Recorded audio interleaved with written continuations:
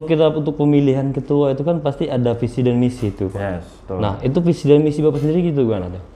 Pada saat itu sudah saya konsepkan, memang visi dan misi saya bisa saya singkati sepertinya SPKA MOS. MOS itu akronim atau kepanjangan dari SPKA yang modern, moderat, dan syariat. 10.000 sih emang nggak seberapa. Betul. Tapi kalau udah seluruh sesumsel kan banyak. Nah itu kadang orang tuh bertanya tuh, kemana sih uang saya 10.000 tapi nggak ada jelas untuk keuangannya. Betul. Nah dari aplikasi tadi tinggal klik mereka udah tahu. Jadi teman bisa terbuka karena memang transparansinya sangat kita buka lebar sehingga teman, oh ini posisinya uang kita dipakai kemana, manfaat ke kita apa dan lain-lain seperti itu. Kami sangat mengoptimalisasi terkait hal-hal tersebut. Intinya kayak IK3, 13, nah itu dari SPK pandangannya gimana tuh? Terkait IK3, IK3 ini memang dari aspek regulasi perlu dipahami memang ketika perusahaan itu mendapatkan keuntungan. Seperti itu. Cuma dari aspek sosial maupun aspek bagaimana menjaga motivasi teman-teman dalam posisi saat itu, kami itu, ini secara fakta kami itu ketemu Pak DU langsung. Ketemu langsung? Yes, berarti ke Jakarta dong? Ke Jakarta langsung pada saat ditemu Pak DU untuk menyuarakan aspirasi teman-teman, khususnya di P3 dan di P4 pada saat itu kami gabungnya sama DPD Tanjung Karang. 3, 2, 1, podcast station welcome. Hari ini sangat istimewa. Berbeda dari sebelumnya. Sekarang saya podcast bersama sebelumnya 1 minggu yang kemarin, 1 mingguan mungkin ya. 1 mingguan lah. Terpilih sebagai ketua DPD SPKA di P3 Palembang. Ya, inilah Pak Jadilah. Siap. Yes. Pak Jadilah, boleh perkenalan sedikit? Baik, terima kasih. Saya sebutnya Bang John ya, biar lebih akrab. Sebelumnya mungkin saya perkenalkan diri dulu. Saya Muhammad Ajadillah. Dalam hal ini saya alhamdulillah dikasih Allah amanah yang seperti yang dikatakan oleh Bang Joni tadi, bahwa saya terpilih menjadi Ketua Dewan Pengurus Daerah Serikat Pekerja Kereta Api Divisi Regional 3 Palembang, yang dalam hal ini organisasi yang bergerak ataupun yang membawahi seluruh pekerja Divisi Regional 3 Palembang sampai Balai Yasa, yang kurang lebih jumlah anggotanya itu sekitar 2.700 per update saat ini. Di manajemen posisi saya itu sebagai Kepala Stasiun Talang Padang. Itu di wilayah kerja, wilayah operasi 3B Tanjung Enim Baru. Dan terkait background pendidikan saya, saat ini saya sudah menyelesaikan pendidikan strata 1 jurusan ekonomi manajemen sumber daya manusia. Selanjutnya lagi proses, alhamdulillah menempuh strata 2 untuk fokus di magister hukum. Konsentrasi tata negara. Mau mengikuti mazhabnya Rafli Harun. Insyaallah. Mungkin itu dulu Bang John untuk modusnya. Kita kan nih kalau kita untuk pemilihan ketua itu kan pasti ada visi dan misi itu, Pak. Betul. Nah, itu visi dan misi Bapak sendiri gitu kan ada?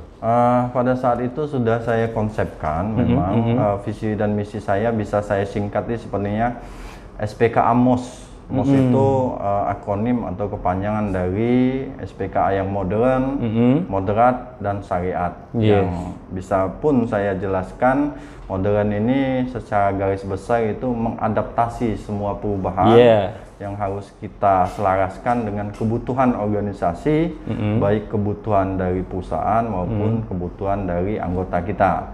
Dan selanjutnya moderat itu dalam hal ini berada di tengah-tengah. Berada di tengah-tengah untuk kepentingan perusahaan maupun untuk kepentingan pekerja atau anggota, karena secara prinsip bahwa tidak akan ada perusahaan kalau tidak ada pekerja, dan tidak ada juga pekerja kalau tidak ada perusahaan. Dan hal ini saya sangat menitik beratkan bagaimana SPKA itu berada di posisi di tengah-tengah. Bukan menjadi corong baik perusahaan maupun corong juga dari pekerja. Dan selanjutnya Syariatnya. Syariat. Memang agak menggelitik kata syariat karena syariat ini identik dengan sesuatu paham yang sangat eksklusif, yang sangat luar biasa untuk sebagian seseorang. Namun dalam konteks ini, visi dan misi kami, syariat itu adalah sebuah terminologi. Terminologi yang mengartikan bahwa sesuatu atau menuju ke jalan yang lurus.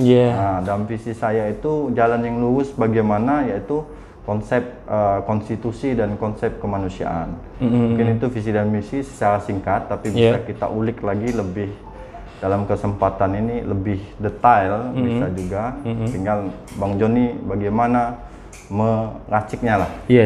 Nah, ini kan sudah zaman 2021 nih ya. Siap. Kan sudah melek digital dong. Siap. Nah, untuk SPKA sendiri ada nggak sih kayak aplikasi ataupun hal yang lain untuk anggota biar tahu nih? Oh ya, alhamdulillah saat ini tim pengembang dari khususnya SPKA kita di Pro 3 itu sudah mengembangkan aplikasi yang khusus memang mengakomodir semua kebutuhan teman-teman anggota. Baik yang di lapangan maupun yang ada di Palembang, yaitu APK-nya dalam hal ini SPKA Link atau SPKA yang alhamdulillah juga sudah publis di Play Store. Yang saat ini pun Dewan Pimpinan Pusat ataupun SPKA Sejasum lagi diskus dengan kita terkait pengembangan APK ini. APK ini memang beberapa fitur dapat mengakomodir secara prinsip transparansi dan akuntabelnya organisasi. Betul. Sehingga teman-teman bisa mengakses seluruh kegiatan, laporan keuangan dan lain-lain. Insya Allah kedepannya akan kita sempurnakan lagi. Berarti kan teman-teman anggota SPKA bisa melihat semua yang ada di situ tinggal satu klik. Betul. Jadi kami memakai konsep one touch system. Jadi teman-teman tidak usah lagi browsing, tidak usah lagi agak ribet, tetapi cukup satu sentuhan teman-teman bisa dapat apa yang dibutuhkan. Karena memang salah satu juga dari visi dan misi kami yang terkait modern tadi itu salah satunya itu bagaimana mendigitalisasi organisasi sehingga lebih efisien dan efektif. Seperti itu. Mana sekarang kan era 2021 kan sekarang semua digital. Mulai dari aplikasi entah apa kan semua tinggal satu genggaman. Kita kan semua anggota butuh jelas kayak sensitif nih seperti uang nih. Kayak kita kan SPK ada iuran 10.000 per bulan. Nah, itu terkadang anggota itu pengen tahu sih apa sih pengeluaran sih pendapatan. Memang itulah untuk meminimalisir miskomunikasi ataupun distrust dari anggota kepada pengurus ataupun pihak yang ditunjuk ataupun ditugaskan mengelola organisasi. Memang salah satu upaya kami seperti itu. Karena memang konsep kami transparansi sehingga teman-teman itu bisa tahu nih uang yang dititipkan, yang dipotong tiap bulan yang harusnya bisa masuk ke jatahnya keluarga, istri, anak, tapi dititipkan ke tempat lain itu kemana dan manfaatnya apa, seperti itu. Karena kami berprinsip semuanya yang dititipkan itu pasti akan dipertanggungjawabkan. Nah, ini sangat kami wanti-wanti seperti itu. Ya mungkin emang kalau 10.000 sih emang nggak seberapa. Tapi kalau udah seluruh sesumsel kan banyak. Nah itu kadang orang tuh bertanya tuh kemana sih uang saya 10.000 tapi nggak jelas untuk keuangannya. Nah dari aplikasi tadi tinggal klik mereka udah tahu. Udah tahu, benar. Konsepnya seperti itu. Jadi teman bisa terbuka karena memang transparansinya sangat kita buka lebar sehingga teman ini posisinya uang kita dipakai kemana, manfaat ke kita apa dan lain-lain seperti itu. Kami sangat mengoptimalisasi terkait hal-hal tersebut sehingga tadi kami itu kepengen membangun konsep trust, kepercayaan itu memang berasal dari bawah ke atas, dari anggota ke pengurus dan sebaliknya. Tapi elemen penting ini atau pondasi ini memang harus tidak bisa membalikkan telapak tangan. Kepercayaan itu seperti kita berdoa dia muncul tidak, tapi memang harus kita bangun dengan upaya-upaya yang seperti saya sebutkan tadi. Nah ini tadi kan ada temen nih, kan udah buka list pertanyaan tadi ya. Ada yang nanya nih, tolong tanyain ke ketua SPKA terbaru, apa sih terobosan ke depannya di era COVID ini ya? Kalau kita bicara terobosan, sebenarnya kita tidak terlalu jauh dalam kondisi ketidakmenentuan seperti ini, pandemi. Dalam hal skupnya korporasi, dalam hal kita sebagai pekerja maupun anggota. Terobosan-terobosan ini yang pertama mungkin akan kami upayakan bagaimana kita survive dengan kondisi seperti ini. Karena terkait hal ini tidak bisa kita anggap enteng. Fakta-fakta jurisprudensi yang terjadi, BUMN yang sekaliber seperti kereta api saat ini sedang tiarap semua. Nah, ini kita berusaha untuk menjaganya agar teman-teman bukan lagi bicara soal yang lain-lain, tapi bagaimana kita survive dengan keadaan seperti ini. Survive itu banyak upaya-upaya yang akan kita lakukan, bagaimana kita support perusahaan dengan manajemen krisisnya, bagaimana kita support Dewan Pimpinan Pusat untuk memproteksi anggotanya. Kita ini di daerah ini adalah suatu media yang menyentuh langsung ke teman-teman anggota. Itu dalam hal survive. Tetapi pun kita tidak juga mengesampingkan harapan anggota. Karena kami berprinsip adil itu juga tidak mesti sama. Tetapi kita pun harus mengequalkan, atau kalau kami orang ekonomi itu bilang equilibrium di situ. Nilai tengah atas semua yang terjadi. Tapi tetap kami upayakan aspirasi dari teman-teman, harapan teman-teman yang memang insya Allah terakomodir baik dari perusahaan maupun kita sendiri akan kita realisasikan, karena prinsipnya serikat pekerja itu adalah mitra perusahaan. Bukan discussion maker, bukan pembuat keputusan, bukan di wilayah keputusan. Namun serikat pekerja kereta api itu adalah perumus keputusan yang dilindungi oleh konstitusi. Betul konstitusi. Sehingga teman-teman bisa memahami kami di serikat pekerja ini sebenarnya perpanjangan tangan dari teman-teman yang di lapangan.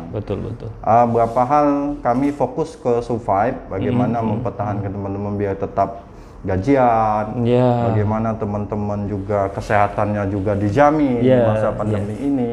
Karena kita fokusnya beda kalau kondisi normal, Bang John. Kita bisa berimprovisasi, kita bisa menemukan terobosan-terobosan baru yang memang kondisinya memungkinkan.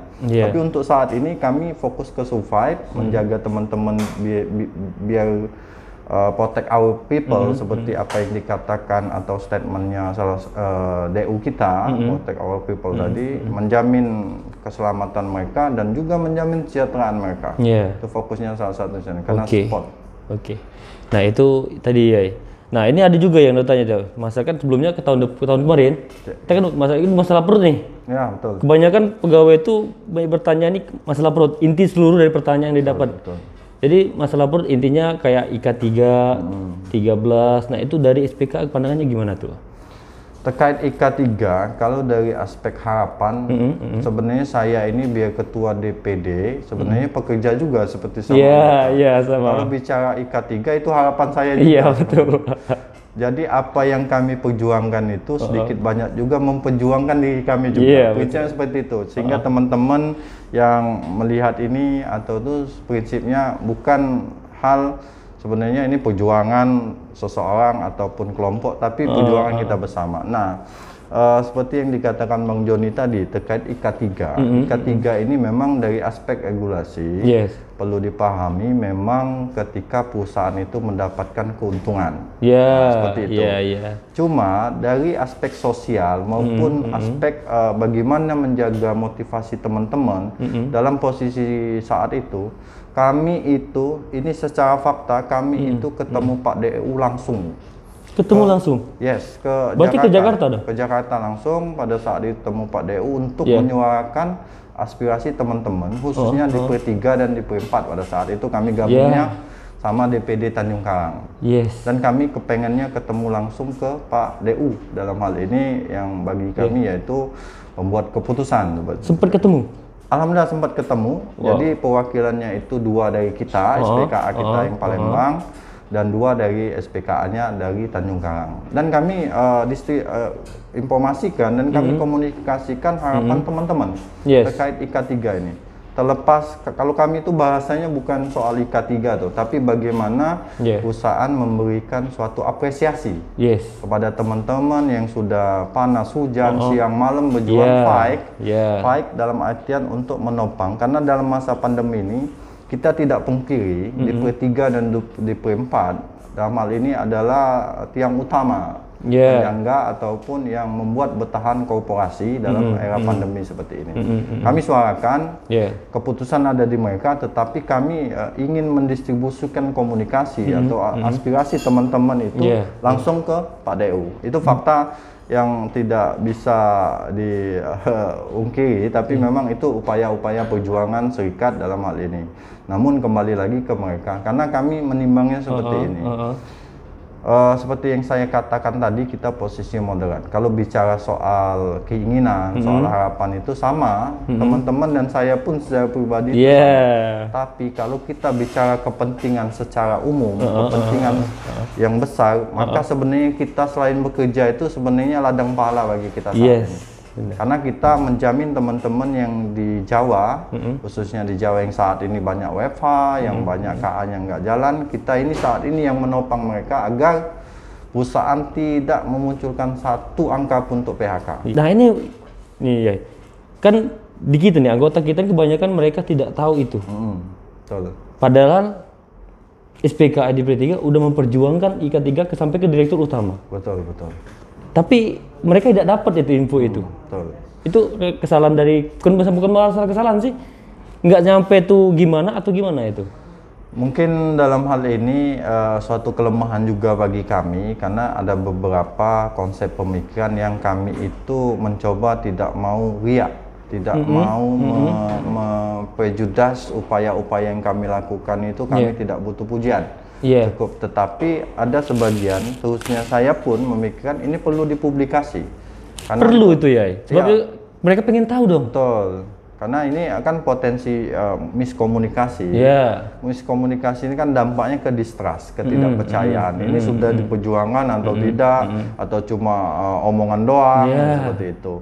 Nah ini yang memang perlu kita koreksi ke depan terkait sistem komunikasi ini, yang itu pun kami sudah memikirnya salah satu mungkin kami sudah optimalkan terkait wilayah itu, bagaimana kita mendistribusikan komunikasi yang apa adanya, yang transparan, sehingga teman-teman di lapangan, teman-teman anggota yang ada di daerah pun tanpa harus bersusah payah, tanpa harus berimajinasi sendiri, tapi bisa mendapatkan komunikasi yang pure, yang apa adanya seperti itu. Tapi kebanyakan sekarang anggota tuh banyak berimajinasi ya. Betul.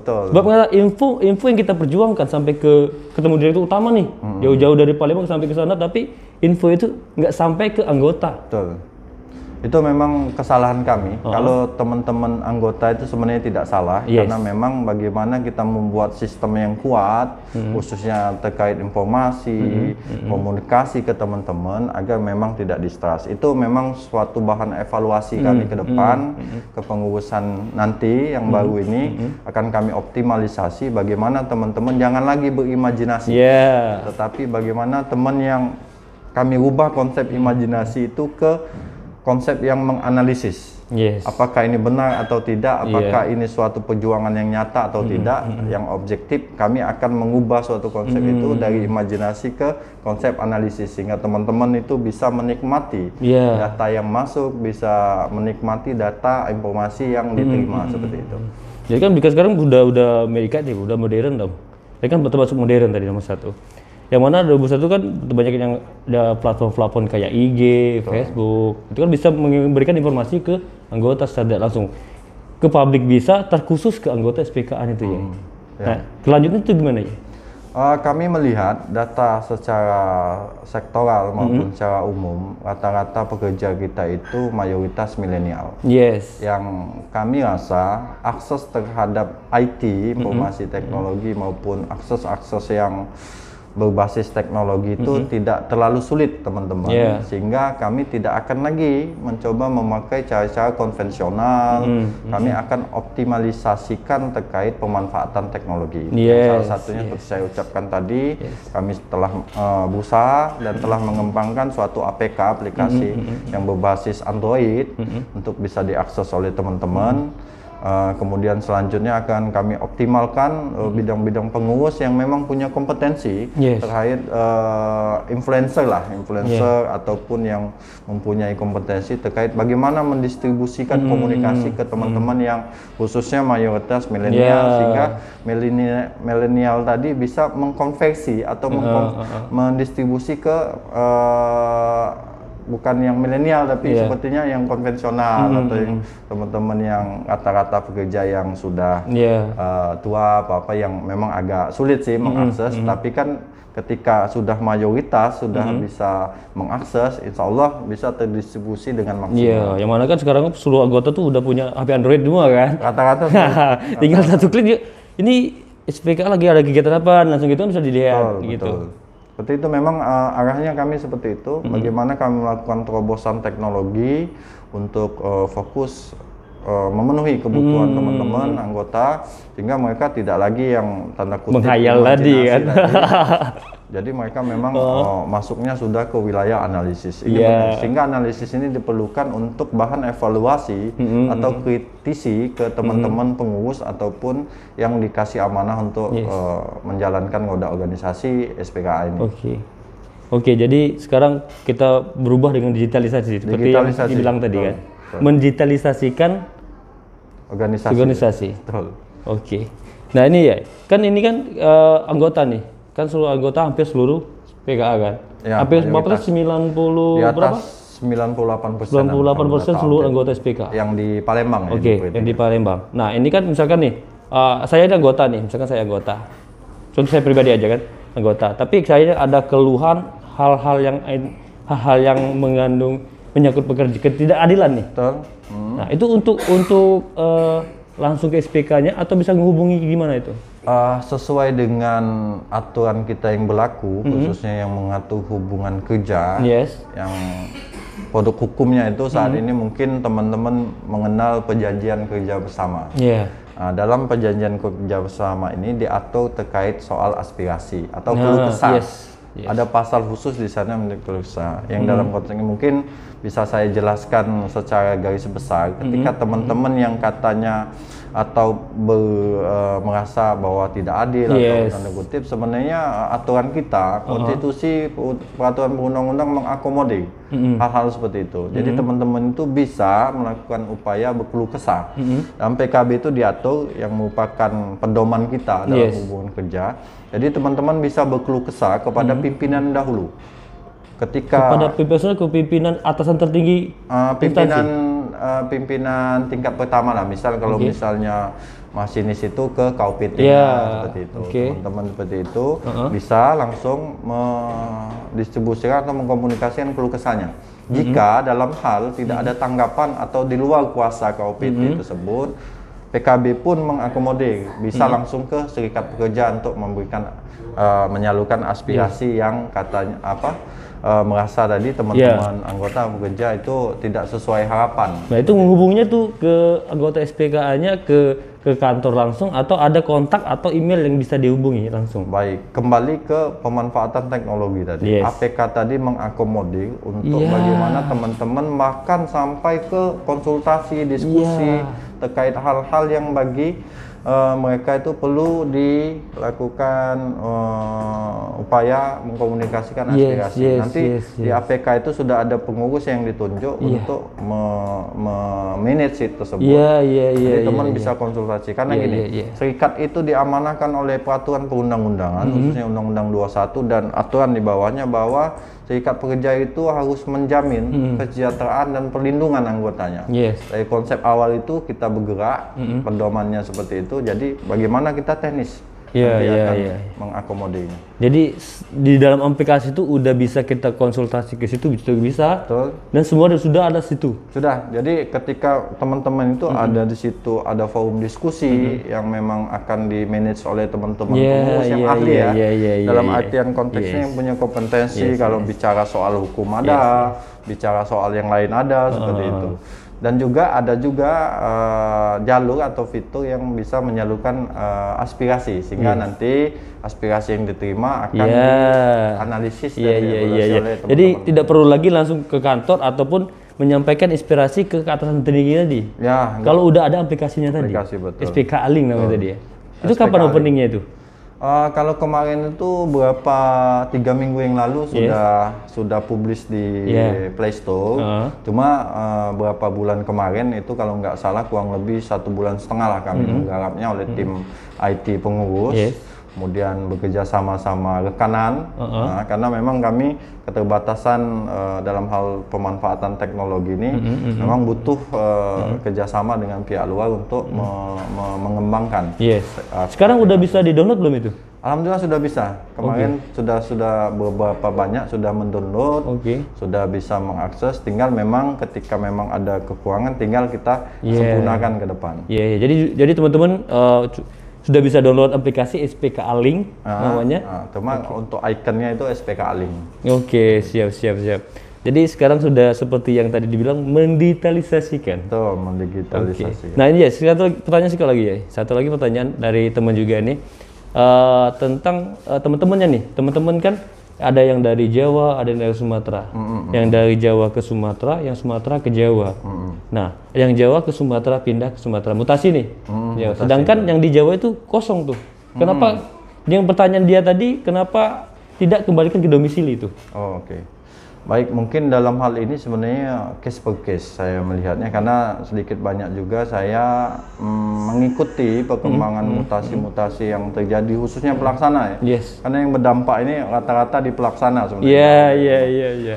Biarpun saya mempunyai prinsip ataupun pandangan sebaik-baik bekerja itu dekat rumah. Itu pandangan secara personal dan memang mungkin bisa kita buktikan secara objektif, secara ilmiah bahwa kenapa ada statement memang posisinya itu sebaik-baik bekerja itu dekat rumah. Karena faktor psikologis dan lain-lain. Cuma dalam hal ini memang kita harus bijak melihat terkait kebutuhan perusahaan maupun memang kepentingan dari pekerja. Apakah kebijakan-kebijakan seperti ini memang tepat sasaran atau ada tanda kutip yang lain? Itu perlu kita lakukan kajian. Tapi ketika memang lebih efektif, itu harus posisinya itu dikembalikan atau sesuai kedudukan domisili, mungkin insya Allah akan kita usahakan.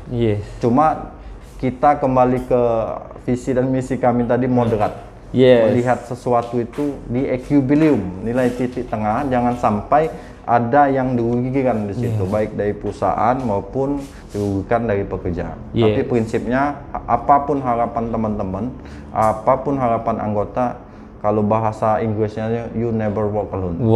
Anda tidak akan berjalan sendiri. Itu tadi benar kata kamu tadi ya. Kita SPK itu bukan penentu tapi perumus ya. Perpanjangan tangan. Karena posisi itu, konsep seperti itu atau prinsip seperti itu memang berdasarkan, kalau kita bicara itu kan bicara, mungkin kalau saya bicara soal peraturan perundang-undangan itu karena bahasa-bahasa eksklusif yang teman-teman di lapangan mungkin nggak tahu itu aturan undangan. Jadi prinsip seperti ini, sebenarnya semua perilaku kita, tingkah laku kita, baik perusahaan, pekerja, itu harus diatur hukum sebagai pembatas. Hukum inilah yang akan menjadi pedoman kita menentukan apakah ini sudah tepat atau tidak. Ketika dia sudah melenceng dari pembatas itu, pasti arahnya tidak tepat, yang bisa menimbulkan keputusan yang mudarat, yang tidak baik, yang merugikan baik dari pekerja maupun perusahaan. Akan kita kembalikan seperti itu. Cuma dalam konteks ini, kita kalau bicara aturan itu, kita pedoman kita itu. Jadi teman-teman jangan, saya pesan cuma jangan takut untuk beraspirasi.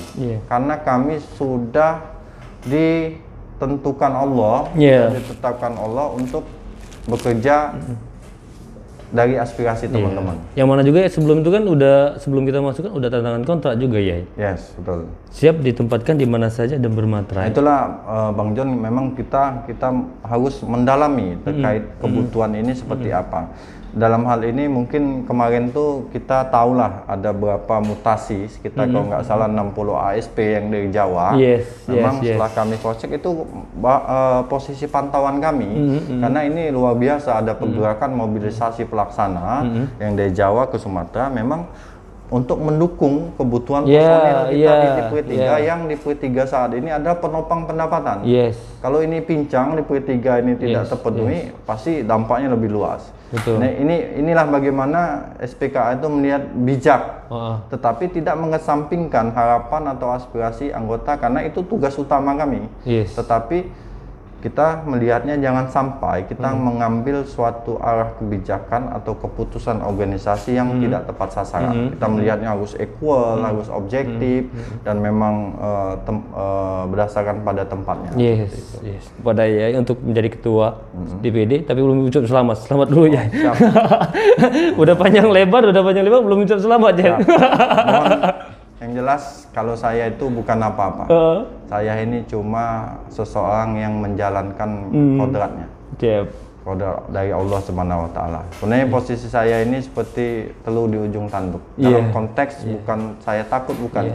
Karena semua yang saya lakukan di dunia ini kelak akan dihitung di Yaumul Hisab. Ini yang sangat benteng diri saya.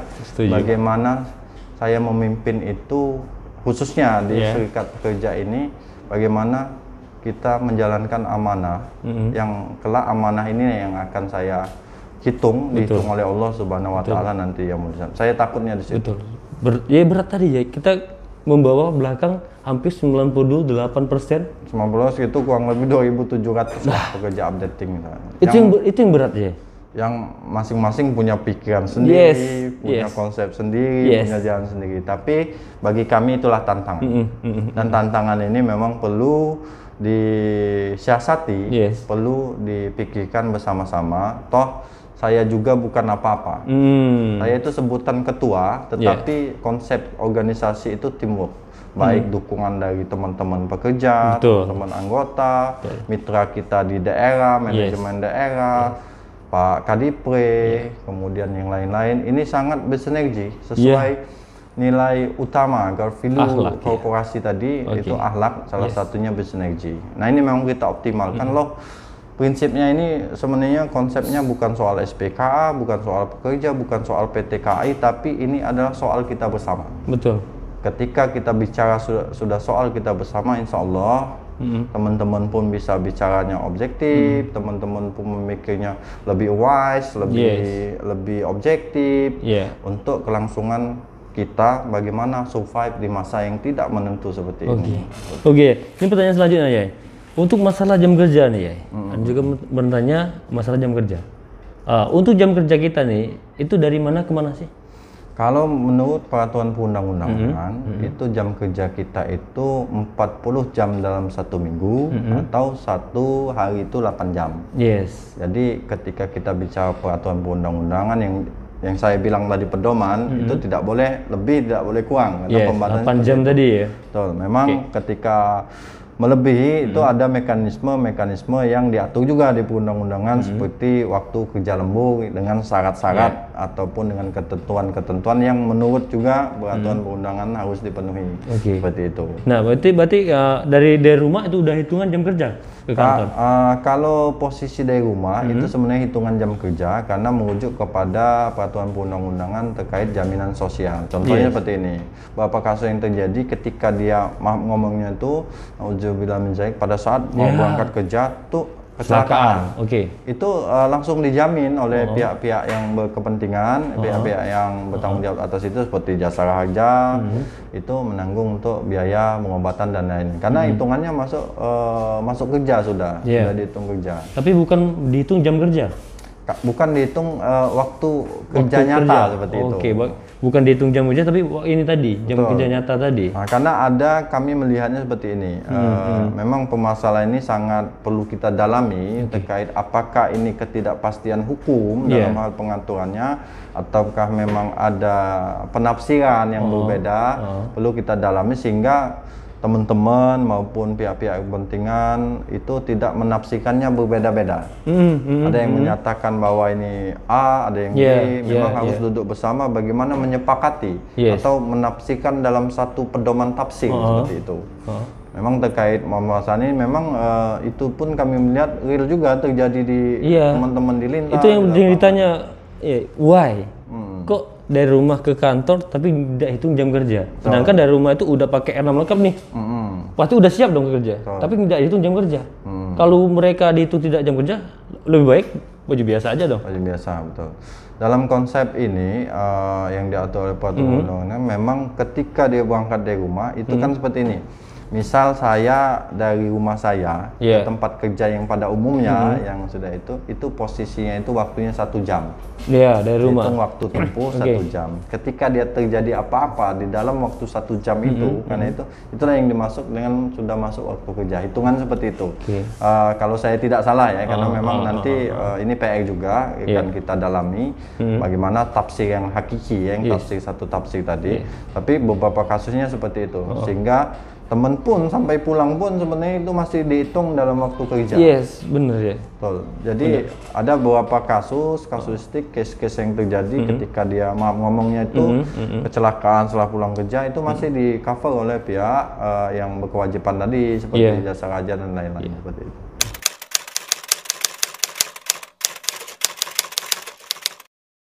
Khusus teman-teman pekerja maupun anggota semuanya yang ada di P3 Palembang tetap semangat, jaga kesehatan karena kita survive bersama, bertahan bersama dalam kondisi yang tidak menentu ini. Toh niatkan bekerja ini ibadah, insya Allah Allah akan membalasnya. Namun tetap jaga kesehatan teman-teman, sehingga kalau teman-teman sakit pasti perusahaan juga akan sakit. Betul. Jadi bekerjalah, berdoa, semoga Allah melindungi dan jangan takut, badai pasti berlalu. 3, 2, 1.